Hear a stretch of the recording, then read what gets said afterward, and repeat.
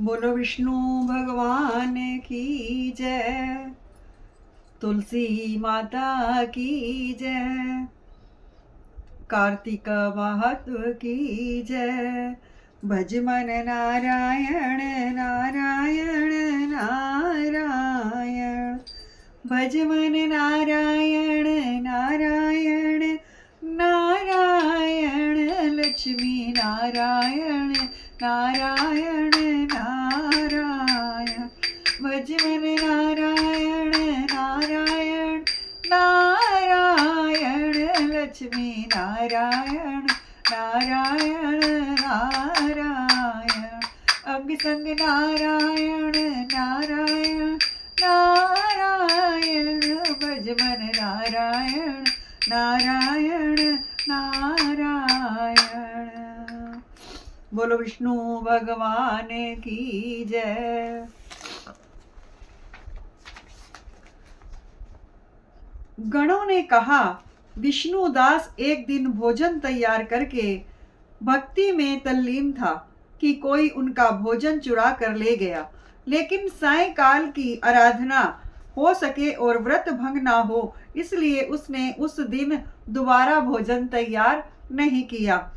श्री नारद जी ने कहा, हे राजन, इस तरह लगातार 7 दिन तक कोई दूसरा भोजन चुराता रहा।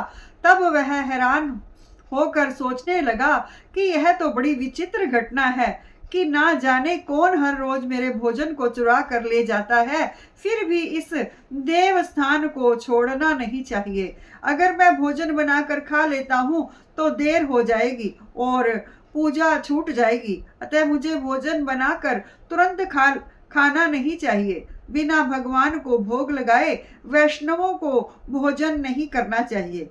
अगर 7 दिन बिन भोजन के बीत गए हैं तो आज का एक दिन और सही। आज मैं भली भांति भोजन की रक्षा करूंगा और देखूंगा कि हर रोज इसे कौन चुरा कर ले जाता है। ऐसा सोचकर विष्णुदास भोजन के पास ही छिप कर बैठ गया। उसने थोड़ी देर बाद देखा कि वहां पर एक चंडाल आया जिसका शरीर अत्यंत दुर्बल था। उसके शरीर पर केवल चमड़ी ही चमड़ी दिखाई देती थी। जब वह चंडाल भोजन चुराकर चल दिया तो विष्णुदास ने उसे पुकारा, हे भाई, यह रूखा भोजन ले जाकर क्या करोगे? घी भी लेते जाओ। ऐसे कहकर वह श्रेष्ठ ब्राह्मण आगे को बढ़ा। विष्णुदास को अपनी ओर आते देखकर वह चंडाल तेजी से दौड़ने लगा। वह ब्राह्मण से डर गया, लेकिन निर्बलता के कारण दौड़ भी ना सकता था। अतः वह भूमि पर गिर पड़ा और मूर्छित हो गया।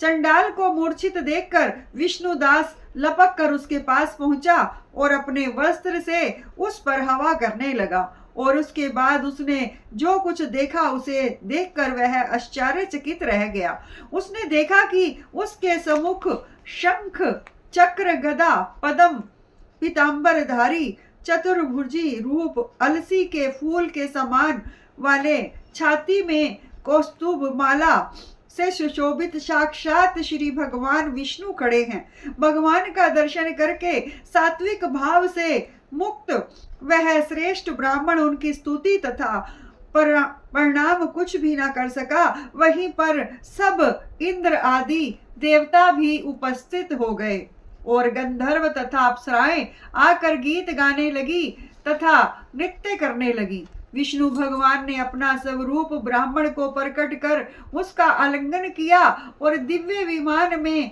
बैठाकर उसे वैकुंठ ले गया।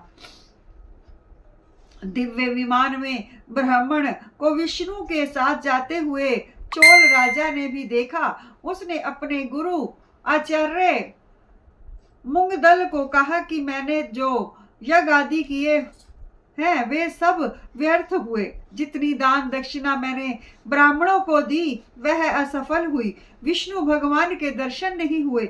विष्णुदास ब्राह्मण के ने केवल श्रद्धा से भक्ति की उसकी प्रभाव से विष्णु भगवान ने आकर उसको दर्शन दिए। इसलिए भक्ति ही सर्वोपरि है। मुझे विष्णु भगवान के दर्शन के लिए राजकाज त्याग कर भक्ति करनी चाहिए। राजा के कोई पुत्र ना होने के कारण उसने भांजे को गद्दी का अधिकारी बना दिया और आप विष्णु भगवान की भक्ति करने लगा। बहुत काल तक भक्ति करने के बाद भी जब विष्णु भगवान ने दर्शन नहीं दिए तो वह अग्नि कुंड में कूद पड़ा। अग्नि में प्रकट होकर विष्णु भगवान ने राजा को गोदी में उठा लिया और कहा कि मैं तेरे त्याग और भक्ति से बहुत प्रसन्न हूँ। उसका आलिंगन करके उसको दिव्य विमान में अपने साथ बिठाकर वैकुंठ लोक में ले गए। भगवान विष्णु ने अपने समान रूप वाले ब्राह्मण को पुण्यशील और राजा चोल को सुशील नाम देकर दोनों को अपना द्वारपाल बनाया। बोलो विष्णु भगवान की जय। तुलसी माता की जय। कार्तिक महत्व की जय। भजमन नारायण नारायण नारायण। भजमन नारायण नारायण नारायण। अंग संग नारायण नारायण नारायण। भजमन नारायण नारायण नारायण। अंग संग नारायण नारायण नारायण।